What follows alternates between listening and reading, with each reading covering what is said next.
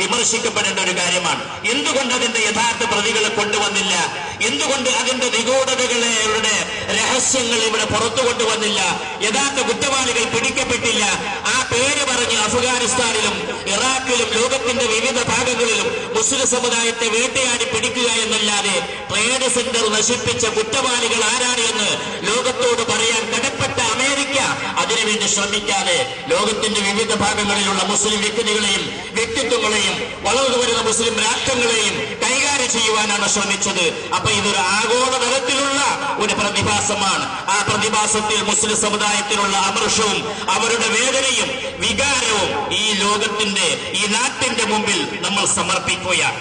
മുസ്ലിം സമുദായത്തിൽ നിന്ന് അവിവേകമായി അപ്രകാരം വല്ലതും സംഭവിച്ചിട്ടുണ്ടെങ്കിൽ ആ അവിവേകികളായ ആളുകൾ മാത്രമാണ് അതിന്റെ ഉത്തരവാദികളെന്നും ഇവിടെ ജീവിക്കുന്ന 15 കോടിയോളം വരുന്ന മുസ്ലിം സമുദായത്തിന്റെ ആധികാരികമായ പിന്തുണ അവർക്കില്ലെന്നും വിനീതമായി ബന്ധപ്പെട്ടവരെ ഒരിക്കൽ കൂടി ഞാൻ ഉണർത്തുകയാണ്. നിരപരാധികൾ പീഡിപ്പിക്കപ്പെടുന്നു, അവർ പിടിക്കപ്പെടുന്നു. മുസ്ലിം വീടുകളിൽ കയറി പോലീസും പട്ടാളവും അവർക്ക് തോന്നിയതുപോലെ ചെയ്യുന്നു. അവരുടെ സഹോദരിമാരെ അവരുടെ മാനം അപകടപ്പെടുത്തുന്നു. പിഞ്ചു പൈതങ്ങളെ അടക്കം അവരുടെ വികാരത്തിന് വേണ്ടി അവർ ഉപയോഗപ്പെടുത്തുന്നു. മുസ്ലിം സമുദായത്തിന്റെ അന്തസ്സിനെയും അഭിമാനത്തെയും അസ്തിത്വത്തെയും നിലനിൽപ്പിനെയും ആരാധന സ്വാതന്ത്ര്യത്തെയും യഥാർത്ഥത്തിൽ ചോദ്യം ചെയ്യുന്നു. ഈ വേദന ഈ രാജ്യം ഭരിക്കുന്ന ഭരണാധികാരികളോടല്ലാതെ മുസ്ലിം സമുദായത്തിന് പറയാനില്ല. അത് ശക്തമായ ഭാഷയിൽ ഈ പെരുന്നാൾ ദിവസം ഞങ്ങൾ അറിയിക്കുകയാണ്. നാട്ടിൽ നടക്കുന്ന കുറ്റവാളികളെ കൃത്യമായി നിങ്ങൾ പുറത്തു കൊണ്ടുവരിക. അത് മുസ്ലിങ്ങളാണെങ്കിലും അർഹിക്കുന്ന വിധം അവരെ മാത്രം ശിക്ഷിക്കുക, നിരപരാധികളെ ഒഴിവാക്കുക എന്ന് ഭരണകൂടത്തോട് സന്തോഷപൂർവ്വം അഭിമാനത്തോടുകൂടി പ്രതീക്ഷയോടുകൂടി ഞങ്ങൾ ഉണർത്തുകയാണ്. രണ്ടാമത്, മുസ്ലിം സമുദായത്തിന്റെ പ്രശ്നങ്ങളിൽ അടിസ്ഥാനം അവരുടെ ആഭ്യന്തര പ്രശ്നമാണ്. ആഭ്യന്തര പ്രശ്നം എന്ന് പറയുമ്പോൾ അവരുടെ അടിസ്ഥാനപരമായ ഏകദൈവ ആരാധന മുതൽ അവരുടെ ശാഖാപരമായ സലാം പറയൽ വരെ അന്യ സംസ്കാരങ്ങൾക്ക് വിട്ടുകൊടുത്തിരിക്കുന്നു എന്നുള്ളതാണ്. ഏകദൈവ ആരാധനയിൽ നിന്ന് ബഹുഭൂരിഭാഗം മുസ്ലിങ്ങൾ മാറി ബഹുദൈവ ആരാധകരും സർവ പൂജാരികളുടെയും അതേപോലെ തന്നെ മനുഷ്യ ദൈവങ്ങളുടെയും ജാരങ്ങളുടെയും ഖബറുകളുടെയും മഖാമുകളുടെയും ദർഗകളുടെയും ഒക്കെ മുമ്പിൽ അവരുടെ വിശ്വാസത്തെ അടിയറവെക്കുന്ന, അവരുടെ ഈമാനിനെയും തൗഹീദിനെയും ആരടി മണ്ണിൽ കുഴിച്ചു മൂടുന്ന വളരെ അപകടകരമായ ശിർക്കൻ കുഫറൻ വിശ്വാസത്തിലേക്ക് മുസ്ലിങ്ങൾ വീണുപോവുകയാണ്. അവർക്ക് അല്ലാഹു നിർബന്ധമാക്കിയ ആരാധന കർമ്മങ്ങളിലോ അവർക്ക് അല്ലാഹു തആല നിശ്ചയിച്ചു കൊടുത്തിട്ടുള്ള ഹലാൽ ഹറാമുകളിലോ അല്ലാഹു അവരുടെ മുമ്പിൽ വിരിച്ചു കൊടുത്തിട്ടുള്ള ശരിയായ ജീവിതക്രമത്തിലോ വിശുദ്ധമായ ജീവിത പ്രമാണങ്ങളിലോ അവർക്ക് വിശ്വാസമില്ലാതെ അതിനെ കൈയൊഴിച്ചുകൊണ്ട് പാശ്ചാത്യരും ഇസ്ലാമിന്റെ ശത്രുക്കളും വിരിച്ചിട്ടുള്ള ആ പരവതാനിയിലൂടെയാണ് മുസ്ലിം സമുദായം കടന്നുപോകുന്നത്. അവിടെ അവർക്ക് അവരുടെ വിശ്വാസ പ്രശ്നമില്ല. വിശ്വാസത്തിന് ഘടകവിരുദ്ധമായ ബഹുദൈവ ആരാധനയിലേക്കും ബഹുദൈവ വിശ്വാസത്തിലേക്കും ശിർക്കിലേക്കും കുഫറിലേക്കും അന്ധമായ വിശ്വാസത്തിലേക്കും ഈ പ്രകൃതിയിലുള്ള സകല വസ്തുക്കളെയും ഇവിടെയുള്ള ചരടും ഇവിടെയുള്ള നൂലും ഇവിടെയുള്ള ഏലസും ഇവിടെയുള്ള വൃക്ഷവും ഇവിടെയുള്ള കൊടിയും ഇവിടെയുള്ള വെള്ളവും ഇവിടെയുള്ള എല്ലാ സൃഷ്ടികളെയും ആരാധിക്കുന്ന അധപ്പതനത്തിലേക്ക് ലോകാരംഭം മുതൽ മനുഷ്യാരംഭം മുതൽ ഇന്ന് വരെ ആരാധിച്ചു വന്നിട്ടുള്ള അല്ലാഹുവിന് പുറമെ ആരാധനകൾ നിർവഹിക്കപ്പെട്ടിട്ടുള്ള സകല വസ്തുക്കളെയും ആരാധിക്കുകയും പ്രാർത്ഥിക്കുകയും അവിടെ പൂജ നടത്തുകയും അവയെ തവക്കൽ ചെയ്യുകയും ചെയ്യുന്ന അടിസ്ഥാനപരമായ വിശ്വാസ ദൗർബല്യത്തിലേക്ക്, വിശ്വാസരാഹിത്യത്തിലേക്ക്, കടുത്ത ശിർക്കിലേക്ക്, വ്യക്തമായ കുഫറിലേക്ക് മുസ്ലിം സമുദായം നീങ്ങിയിട്ടുണ്ട് എന്നതാണ് അവരുടെ ഏറ്റവും വലിയ ആഭ്യന്തര പ്രശ്നം. അവരുടെ നേതാവായ, അവരുടെ സമുന്നതനായ ആദരണീയനായ മാതൃകാ പുരുഷനായ അവരുടെ മഹാനായ പ്രവാചകനെ അവരുടെ ജീവിതത്തിന്റെ മാതൃകയാക്കി സ്വീകരിക്കാൻ അവർ സന്നദ്ധമല്ല. അവർ മദ്ഹബുകളിലും തരീഖത്തുകളിലും വ്യത്യസ്തമായ ആളുകളുടെ അഭിപ്രായങ്ങളിലും അവിടെയും അപ്പപ്പോഴായി കൂതുപോലെ കുമിഞ്ഞു പോകുന്ന സിദ്ധാന്തങ്ങളിലും ആദർശങ്ങളിലും തരീഖത്തുകളിലും അന്ധമായ വിശ്വാസങ്ങളിലുമാണ് അവർ ചെന്നുപെട്ടിട്ടുള്ളത്.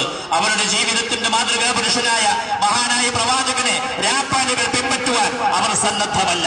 ഇന്നിവിടെയും നാളെ മറ്റടത്തും മറ്റന്നാൾ വേറൊരിടത്തും മുളച്ചു പൊന്തുന്ന വ്യക്തി താല്പര്യങ്ങളിലും അവരുടെ തരീഖത്തുകളിലും അവരുടെ ഔറാദുകളിലും അവരുടെ സലാത്തുകൾക്ക് പിന്നെ മഹല്ലുകളിലും മജ്ലിസുകളിലും അവരുടെ ഹൽഖകളിലും അവർ വിശ്വസിക്കുകയും പഠിപ്പിക്കുകയും ചെയ്യുന്ന ദുആകളിലും പ്രാർത്ഥനകളിലുമായി മുഹമ്മദ് നബി സല്ലല്ലാഹു അലൈഹി വസല്ലം പഠിപ്പിച്ച ഏറ്റവും കുറ്റമറ്റതും പ്രായോഗികവുമായിട്ടുള്ള വിശുദ്ധമായ ദീനിന്റെ നിയമങ്ങളെ, നിർദ്ദേശങ്ങളെ, അതിന്റെ ദിക്റുകളെ, അതിന്റെ ഔറാദുകളെ, അതിന്റെ ചട്ടങ്ങളെ, അതിന്റെ ശീലങ്ങളെ, അതിന് നിർണയിച്ചിട്ടുള്ള പരിധികളെ അതിലംഘിക്കുന്നതിലാണ് മുസ്ലിം സമുദായം വെമ്പൽ കൊള്ളുന്നത് എന്ന കാര്യം അവർക്കിടയിലുള്ള പ്രശ്നമാണ്.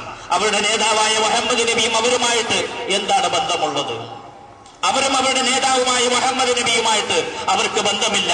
അവരുടെ അനുഷ്ഠാനങ്ങൾ അവരുടെ മദ്ഹബിന്റെ അടിസ്ഥാനത്തിൽ, അവരുടെ വിശ്വാസങ്ങൾ അവരുടെ തരീഖത്തിന്റെ അടിസ്ഥാനത്തിൽ, അവരുടെ ആചാരങ്ങൾ വളർന്നു വരുന്ന അവരുടെ ശൈഖന്മാരുടെയും തങ്ങന്മാരുടെയും ആചാരമനുസരിച്ച് ഇതിനെല്ലാം മാതൃകയായി അവരിലേക്ക് നിയോഗിക്കപ്പെടുകയും അത് പരിപൂർണമായി പഠിപ്പിക്കപ്പെടുകയും സന്തോഷപൂർവ്വം പ്രമാണങ്ങളെ ഇവിടെ വെച്ചുകൊണ്ട് അള്ളാഹുവിലേക്ക് നീങ്ങുകയും ചെയ്ത അവരുടെ മാതൃകാ പുരുഷനായ മുഹമ്മദ് നബിയും അവരും തമ്മിൽ യാതൊരു തരത്തിലുള്ള ബന്ധമില്ല. ഒന്നുകൂടി ഞാൻ ആവർത്തിക്കുകയാണ്, അവരുടെ ആരാധനകൾ, അവരുടെ വിശ്വാസങ്ങൾ, അവരുടെ അനുഷ്ഠാനങ്ങൾ, അവരുടെ ആചാരങ്ങൾ, അവരുടെ ആഘോഷങ്ങൾ, അവരുടെ സംസ്കാരങ്ങൾ, അവരുടെ ജീവിത രീതികൾ അവരുടെ ശത്രുക്കളുടേതാണ്, പിശാചിന്റേതാണ്, ബഹുദൈവ ആരാധകരുടേതാണ്, കുഫറിന്റേതാണ്. ഇസ്ലാമിന്റെ എപ്പോഴത്തെയും ശത്രുക്കളായിട്ടുള്ള മുശ്രിക്കുകളുടെ, ബഹുദൈവ ആരാധകരുടെ, സിയോണിസ്റ്റുകളുടെ, പാശ്ചാത്യരായ ആളുകളുടെ, ഇസ്ലാമിക വിരുദ്ധ ശക്തികളുടെ വിശ്വാസ, ആചാര, അനുഷ്ഠാന, ആഘോഷ, സാംസ്കാരിക സമ്പ്രദായങ്ങളാണ് മുസ്ലിം സമുദായം ഇന്ന് കൈക്കൊള്ളുന്നത്. ഇതൊരു ചെറിയ പ്രശ്നമല്ല, ഇതും അടിസ്ഥാനപരമായ പ്രശ്നമാണ്.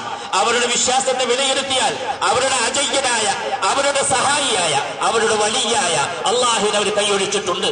അവർക്ക് ഒരു വലിയതിന് പകരം അനേകം ഔലിയാക്കളാണ്. ലോകത്തുള്ള മുസ്ലിങ്ങളുടെ കാര്യങ്ങൾ നോക്കുന്നത് ഓരോ പ്രദേശത്ത് മരണപ്പെട്ടു പോയിട്ടുള്ള ഓരോരോ ഔലിയാക്കളാണ്. അള്ളാഹു വലിയുള്ളവീന ആമനോ, അള്ളാഹുവാണ് വിശ്വാസികളുടെ വലി എന്ന് പരിശുദ്ധ ഖുർആൻ പറയുന്നു. അവരകപ്പെട്ട ദുരന്തത്തിൽ നിന്ന്, കാർമേഘങ്ങളിൽ നിന്ന്, പ്രതിസന്ധികളിൽ നിന്ന്, അപകടങ്ങളിൽ നിന്ന്, അന്ധകാരത്തിൽ നിന്ന് അവരെ പ്രകാശത്തിലേക്ക്, സുരക്ഷിതത്വത്തിലേക്ക്, മോചനത്തിലേക്ക്, ഔന്നത്യത്തിലേക്ക് അവരെ പിന്നെ വളർത്തിക്കൊണ്ടുവരേണ്ട, കൈപിടിച്ചു കൊണ്ടുവരേണ്ട അവരുടെ സഹായി, അവരുടെ വലിയ അള്ളാഹുവാണ് എന്ന് പരിശുദ്ധ ഖുർആൻ പറയുമ്പോൾ വിശ്വാസികൾ എന്ന് പറയുന്നവർ ഔലിയാക്കളായി സ്വീകരിച്ചിട്ടുള്ളത് അള്ളാഹുവിനെയല്ല, എട്ടുകാലി വലികളെക്കാൾ ദുർബലമായിട്ടുള്ള കേന്ദ്രങ്ങളെയാണ്. അതിൽ മുസ്ലിമും അമുസ്ലിമും വ്യത്യാസമില്ല, ക്രിസ്ത്യാനിയും ഹിന്ദു വ്യത്യാസമില്ല, മരവും അതേപോലെ തന്നെ കൊടിയും അതേപോലെ തന്നെ ചരടും ഏലസും ഐക്കല്ലും ഉറുക്കും മന്ത്രവും ജപങ്ങളും ഒന്നും അവർക്ക് പ്രശ്നമല്ല. അവിടെ ഹൃദയത്തിൽ കുമിഞ്ഞുകൂടുന്ന ശിർക്ക്, കുഫ്റ്, നിഫാഖ്, ഹസദ്, കിബ്ർ, റിയായ് അതുപോലെയുള്ള രോഗങ്ങൾക്കുള്ള ശമനമായി അവരിലേക്ക് അവതരിപ്പിക്കപ്പെട്ട അവരുടെ ജീവിതത്തിന്റെ പ്രമാണമായ പരിശുദ്ധ ഖുർആൻ അവരുടെ ശാരീരികമായ രോഗങ്ങൾക്ക് എണ്ണം നിർണയിച്ച് ഊതിക്കഴിക്കുന്ന എണ്ണം ചൊല്ലുന്ന കാലഘട്ടത്തിലേക്ക് അതപ്പതിച്ചിരിക്കുക. ഏതൊരു ലക്ഷ്യത്തിന് വേണ്ടി പരിശുദ്ധ ഖുർആൻ നിലനിൽക്കുന്നുവോ അതിൽ നിന്ന് വ്യത്യസ്തമായി വയറുവേദനയുണ്ടാകുമ്പോൾ ഗർഭം നല്ല വിധത്തിൽ പ്രസവിക്കാൻ, കുഞ്ഞുങ്ങൾക്ക് അപകടമില്ലാതിരിക്കാൻ, ഭർത്താവിന് നല്ല ജോലി കിട്ടാൻ, മനുഷ്യന്റെ ഭൗതികമായ കാര്യങ്ങൾക്ക് വേണ്ടി മാത്രം അള്ളാഹുവിന്റെ ആത്മീയ ഗ്രന്ഥമായ പരിശുദ്ധ ഖുർആനിനെ ഉപയോഗപ്പെടുത്തുകയും അതിനുവേണ്ടി എഴുതിക്കെട്ടുകയും കലക്കി കുടിക്കുകയും അതിനുവേണ്ടി അത് ഉപയോഗപ്പെടുത്തുകയും അതിനുവേണ്ടി അത് പാരായണം ചെയ്യുകയും ചെയ്യുന്ന അധപ്പതനത്തിലേക്ക് മുസ്ലിം സമുദായം തരം താഴ്ന്നിട്ടുണ്ട്. അതാണ് അവരുടെ പ്രശ്നം. മുസ്ലിം സമുദായം വഴിപഴക്കാതിരിക്കുവാനുള്ള അവരുടെ നേർരേഖ, അവരുടെ ഇമാമ്, അവരുടെ ജീവിതത്തിന്റെ വെളിച്ചം, അവരുടെ പ്രമാണം പരിശുദ്ധ ഖുർആനാണ്. പക്ഷേ പരിശുദ്ധ ഖുർആൻ മുസ്ലിം സമുദായം തമ്മിൽ യാതൊരു തരത്തിലുള്ള ബന്ധവുമില്ല. അവർക്കറിയാവുന്നത് മാനകളാണ്, മൗലീദുകളാണ്, ഹദ്ദാദുകളാണ്, റാത്തീബുകളാണ്, വലീഫകളാണ്, തരീഖത്തിന്റെ ദിക്റുകളാണ്, മലപ്പുറം പോലെയുള്ള സ്റ്റേജുകളും സന്ദർഭങ്ങളും സദസ്സുകളുമാണ്, മജ്ലിസുകളാണ്. ആ വിധത്തിലുള്ള സ്വലാത്തിന്റെയും ദിക്റിന്റെയും ഹൽഖകളാണ്. അവരുടെ ജീവിതത്തെ തട്ടി ഉണർത്തുന്ന, ഉറങ്ങിക്കിടക്കുന്നവരുടെ ഹൃദയത്തെ വിശാലമാക്കുന്ന, അതിനെ പരിവർത്തിപ്പിക്കുന്ന, അതിനെ ഉന്നതിയിലേക്ക് ഉയർത്തുന്ന ജീവിതത്തിന്റെ പ്രമാണമായ മുസ്ലിം സമുദായത്തെ ഐക്യത്തോടെ നിലനിർത്തേണ്ടുന്ന അവരുടെ ജീവിതത്തിന്റെ പ്രമാണമായ പരിശുദ്ധ ഖുർആനിനെ അവർ കൈയൊഴിച്ചിരിക്കുകയാണ്. ഖുർആനും അവരും തമ്മിലുള്ള ബന്ധം വയറുവേദനയുമായിട്ടുള്ള ബന്ധമാണ്, പ്രസവവുമായിട്ടുള്ള ബന്ധമാണ്, കുട്ടികൾക്ക് രോഗം വരുന്ന ബന്ധമാണ്. ജീവിതത്തിന്റെ ദൈനംദിന സാഹചര്യങ്ങളിൽ പരിശുദ്ധ ഖുർആനും അവരും തമ്മിൽ ബന്ധമില്ല. വല്ല രോഗം വരുമ്പോൾ അതിന് ഓതിക്കുട്ടുവാനും അതിന് ഓതിക്കുടിക്കുവാനുമുള്ളതാണ് അള്ളാഹുവിന്റെ വിശുദ്ധമായ ഗ്രന്ഥമായ പരിശുദ്ധ ഖുർആൻ എന്നിടത്താണ് ബഹുഭൂരിപക്ഷം മുസ്ലിങ്ങൾ നിൽക്കുന്നത്. അപ്പോൾ മുസ്ലിം സമുദായത്തിന്റെ പ്രശ്നം ഒന്ന് ബാഹ്യമായിട്ടുള്ളതാണെങ്കിൽ മറ്റൊന്ന് ആഭ്യന്തരമായിട്ടുള്ളതാണ്. ഈ രണ്ട് പ്രശ്നങ്ങളിൽ നിന്നും അവർക്ക് മോചനം കിട്ടണം. എങ്കിൽ മുസ്ലിം സമുദായമാണ് ഇവിടെ അന്തസ്സാർന്ന ജീവിതത്തിന്റെ സമുദായം. ആർക്കും അവരെ കുറ്റപ്പെടുത്താൻ സാധ്യമല്ല. അവരെ സംബന്ധിച്ച് കുറ്റപ്പെടുത്തുന്നത് മുഴുവൻ അന്ധമായ കുറ്റപ്പെടുത്തലാണ്. സത്യസന്ധത ഒരിക്കലും അതിൽ ഒളിഞ്ഞിരിക്കുന്നില്ല.